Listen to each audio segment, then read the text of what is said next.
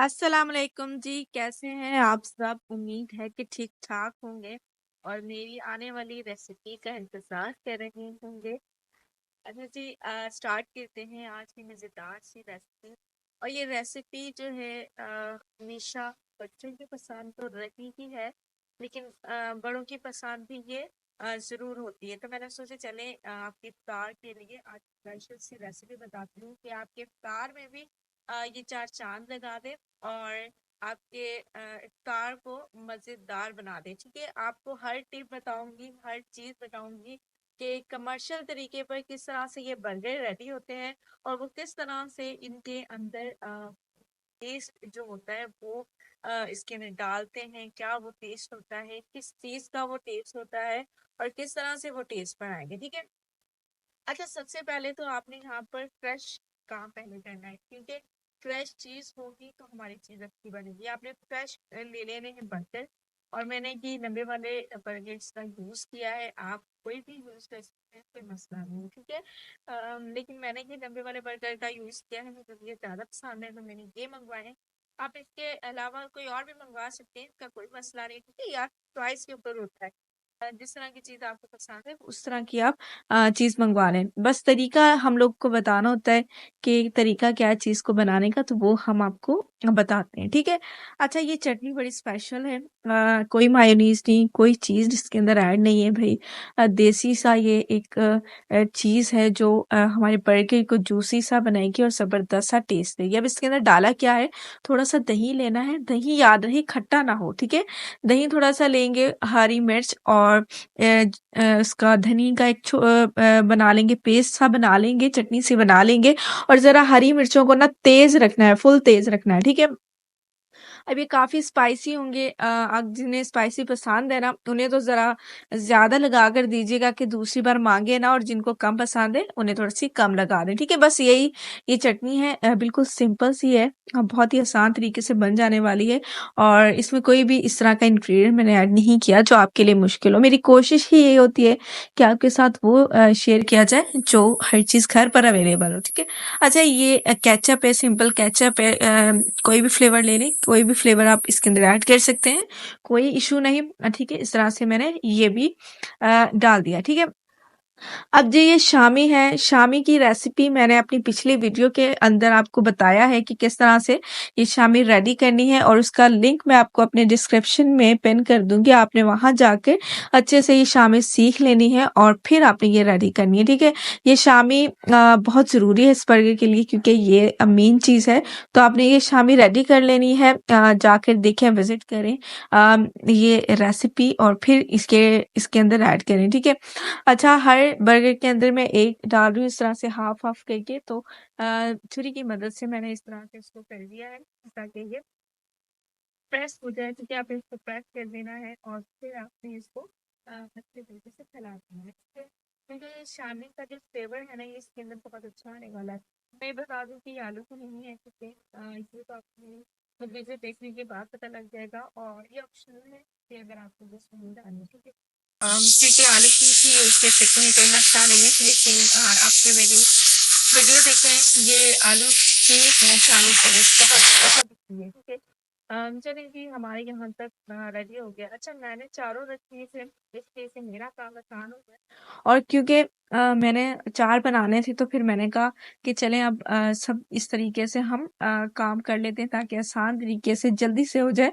Commercial सा थोड़ा-सा look भी आए, फ़ील भी आए, क्योंकि वो इस तरीके से बनाते हैं तो फिर हम भी ज़रा वो चौंचली करें ना कि हमने भी इस तरीके से बनाया है, ठीक है।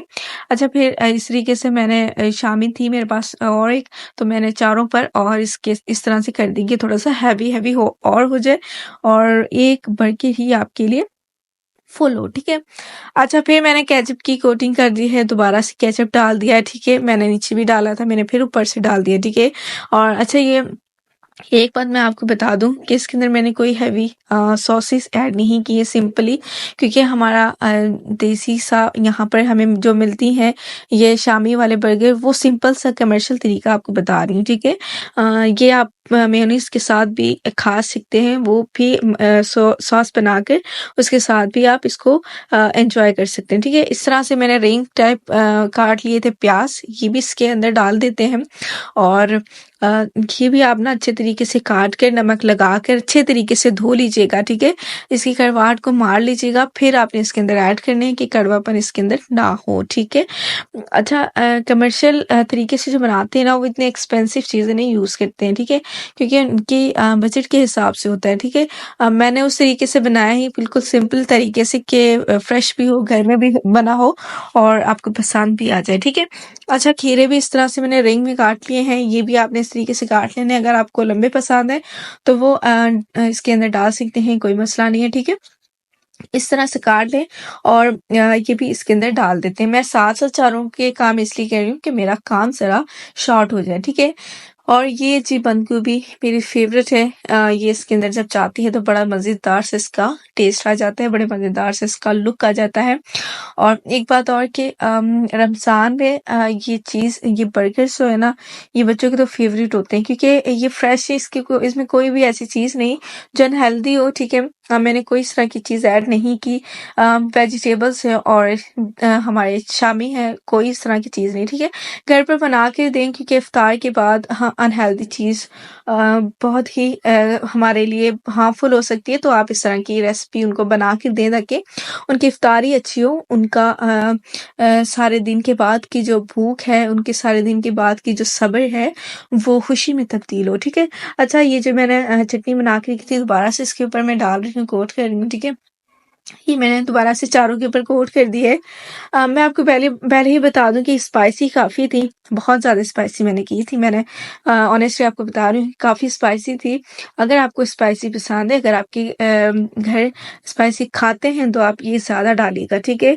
और अगर आपके घर में बच्चे हैं तो प्लीज़ थोड़ा कम कीजिएगा, ठीक है? ये थोड़ा-सा ज़्यादा स्पाइसी हो जाएगा, तो उन्हें थोड़ा-सा कम स्पाइसी फूड ही बच्चों के लिए अच्छा होता है, ठीक है?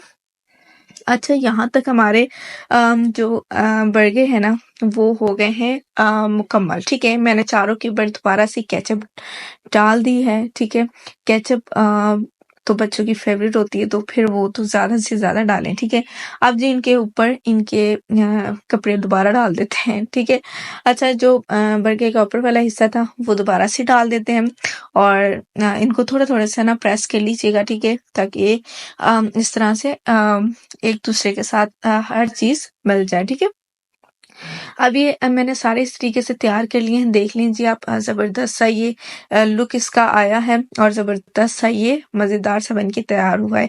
आगे चलकर मैंने आपको एक ट्रिक बतानी है कमर्शियल तरीके पे किस तरह से वो बनाई जाती है, लास्ट में आपने देखनी है एंड तक, ठीक है? अच्छा ये मैंने थोड़ा-सा घी लिया है तवे पर, ठीक है? उस पर मैं तवे पर ही ये काम होगी, फ्राई पैन ना लीजिएगा थोड़ी-सी बड़ी चीज़ लीजिएगा, ठीक है?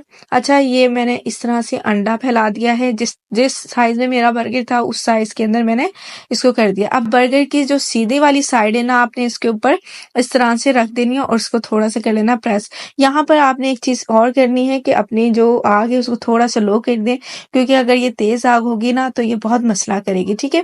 आपने बिल्कुल लो पे रखना है कि अचानक जाके ना पक जाए अंडा, तो हल्का-हल्का कच्चा हो तो फिर हमारे इस तरह से बर्गर के ऊपर ये कोट हो, ठीक है? आप देख सकते हैं जी ज़बरदस्त सी अंडे की कोटिंग हो गई है, बहुत ही मज़ेदार सा ये लुक आ गया है और इस तरह से चिमटे की मदद से इसको कर दें प्रेस, ठीक है? मैंने चिमटे की मदद से इसको प्रेस कर दिया है। ये बिल्कुल बाज़ार वाला लुक इसके ऊपर आ गया है। आपने ये ट्रिक इस तरह से ही फ़ॉलो करनी है, तवे पर ही कोशिश कीजिएगा इसको करें, क्योंकि ये तवे के बगैर अगर फ्राई पैन में करेंगे तो वो आपका हाथ सही नहीं उस पर डलता है, ठीक है? आपने तवे पर ही करना है, ठीक है? अच्छा जी, ये देखें जी ज़बरदस्त से बर्गर रेडी हो गए हैं। माशाल्लाह से बहुत अच्छा लुक आया है। हर चीज़ ऐसी है परफेक्ट है और मैं ये कोशिश करती हूँ कि आपके लिए बजट के अंदर बेस्ट तरीके रेसिपी लेकर आती हूँ ताकि आपको ये बहुत ही आसान हो ये रेसिपी बनाना, इस तरह की रेसिपीज़ को ट्राई करना, इस तरह की रेसिपीज़ को ट्राई करना। बच्चे तो बना के दें अपना बहुत सारा ख़्याल रखें, अपने बच्चों का ख़ास ख़्याल रखें। और आने वाले माह रमज़ान के लिए ढेर सारी दुआएँ आपके लिए। मुझे भी दुआओं में याद रखें, मेरे लिए भी दुआएँ करें और प्लीज़ सब्सक्राइब कर दिया करें, क्योंकि ये आपकी तरफ से हमारे लिए प्यार होता है और ताकि हम अच्छे से कुछ खाने बना सकें और हम भी खा सकें।